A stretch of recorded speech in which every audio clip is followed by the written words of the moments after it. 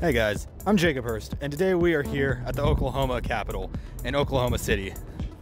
And we are going to be looking into how nuclear research is affecting the medical field in modern day.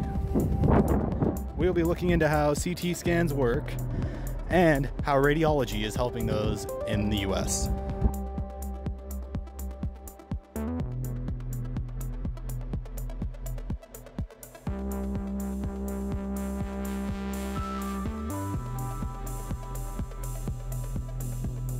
Alright, we're here in Oklahoma City where they are doing leading medical research in the use of radiology and other forms of nuclear science.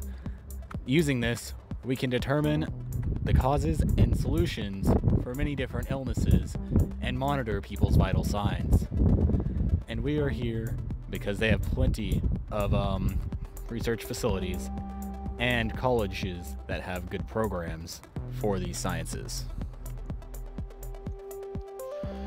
In order to understand how doctors use X-rays, I figured it would be easiest to have a basic diagram of how they work and also see an image of how X-ray beam generators are created. On this first image, we can clearly see that an X-ray generator shoots out a beam of X-rays that then passes into the body that needs imaging. Once it is absorbed into the body, it passes through all of the skin and muscle layers of the body, leaving only the bones to be shown. The reasoning behind this is that the density of the bones does not allow the X-rays to fully pass through. This results in the X-ray detector being able to get an image of the bones and potential breaks in them. In this next image, we can also see a basic representation of how the circuit for an X-ray emitter is made. DC voltage is applied to the circuit, which then powers the cathode, and once the cathode shoots out X-rays to the anode, it is reflected outwards towards the desired object.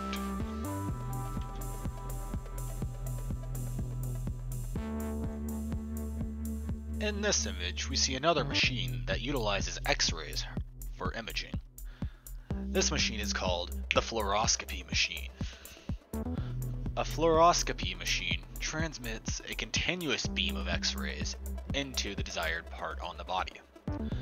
The X-rays then pass into an X-ray detector that transmits a video-like image to a monitor. This allows doctors to be able to see how many different body systems are working in a real-time scenario. Some examples of these systems that would be skeletal systems, the digestive system, the urinary tract, the respiratory system, and the reproductive system. To list a few main body parts that are looked into through these machines, I will look into the bones, the muscles, the joints, the heart, lungs, and kidneys of patients. This also would be a good time to start to mention the different types of radiation shielding that is used to keep patients from taking in unnecessary radiation. Primarily, lead vests or blankets are used to block radiation from undesired areas and protect us from unregulated, unneeded radiation.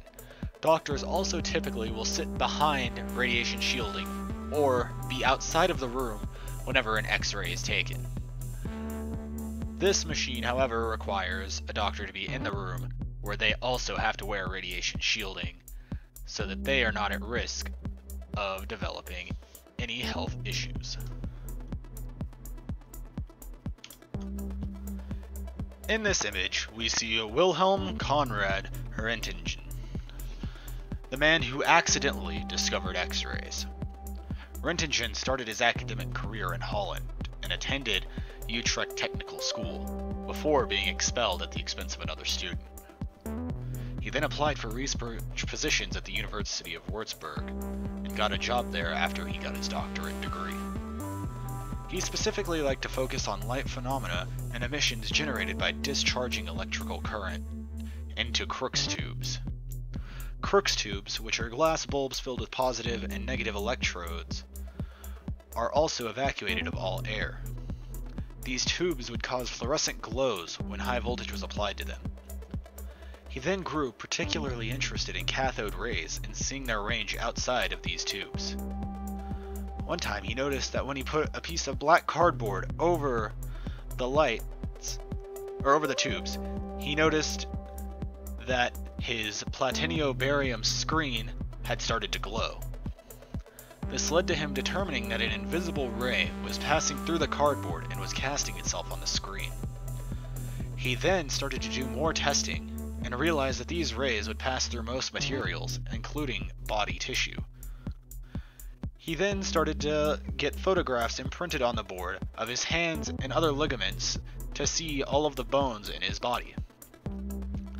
After this, he named the X-rays X-rays because the X stood for unknown. After publishing his results of these X-rays, he found that many other people had commercial uses for these, and that they were very progressive in the world of medicine. After publishing his final results, he got a Nobel Prize in 1901 for his discovery.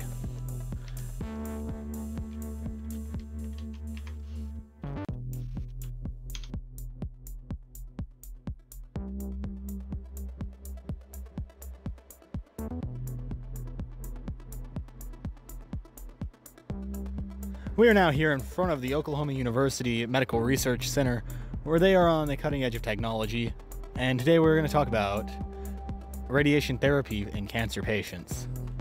So, one form of way that people are treated with cancer in hopes of stopping their cancer from growing out of control is they will use radiation therapy, in which they blast the cells with gamma radiation in the hopes that it causes another mutation, causing it to stop, or completely destroys the cancerous cells. Now, this is a technology that is somewhat still new and is still under development, but in the future, hopefully, we will develop stronger techniques that are more effective in treatment. I think that the best way to see how radiology affects people today also works through diagrams of how the machines work. In this machine called the Gamma Knife, someone's head is mounted into a position where it can no longer be moved. They then turn on gamma ray emitters which shoot into a tumor and destroy all of the cancerous cells inside. We can also look at a few other examples of this, like the LINAC machine, which also shoots concentrated gamma radiation into less important parts of the body in order to once again cut off or destroy all of the cells there. The CyberKnife is just another example of focused gamma radiation beams being shot down into cancerous cells.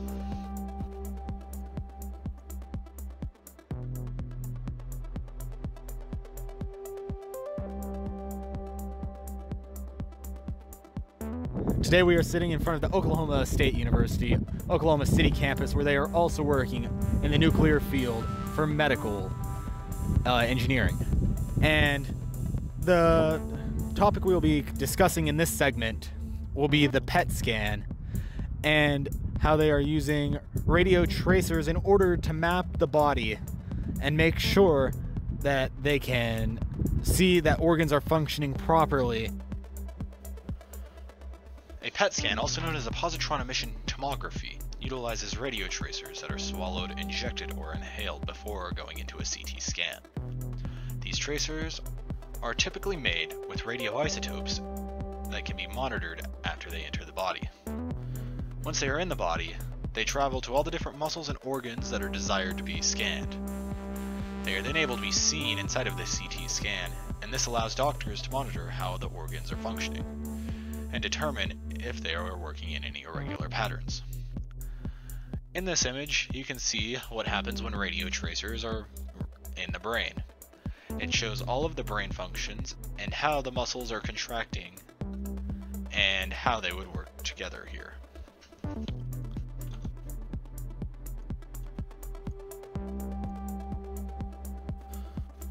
In order to get a more in-depth knowledge of how CT imaging works, we can look at this diagram. In this diagram, we see a patient laying on a platform in the center of a cylindrical tube. This cylindrical tube contains both X-ray detectors and an X-ray beam emitter. The X-ray beam emitter rotates around the person inside of the tube.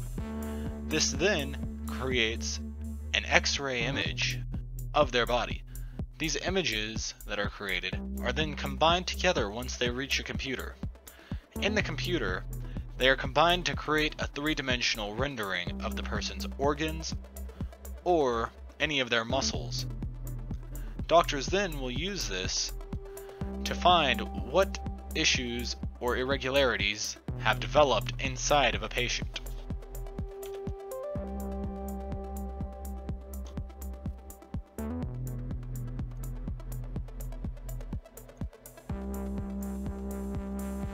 Another type of machine that utilizes radio tracers is an MRI machine, where MRI stands for magnetic resonance imaging.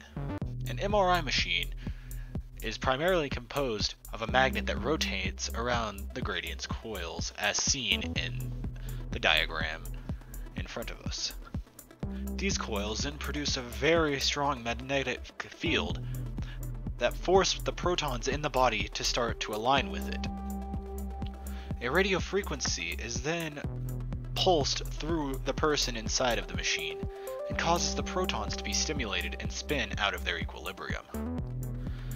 Then, when the radio frequency field is turned off, the sensors on the MRI machine are able to detect the energy that is released as the protons realign with the magnetic field. The changes in these molecules are then measured by physicians who can determine what the different types of tissues are. The main agent, or radio tracer, that is used to be able to better see the changes in the body uses gadolinium.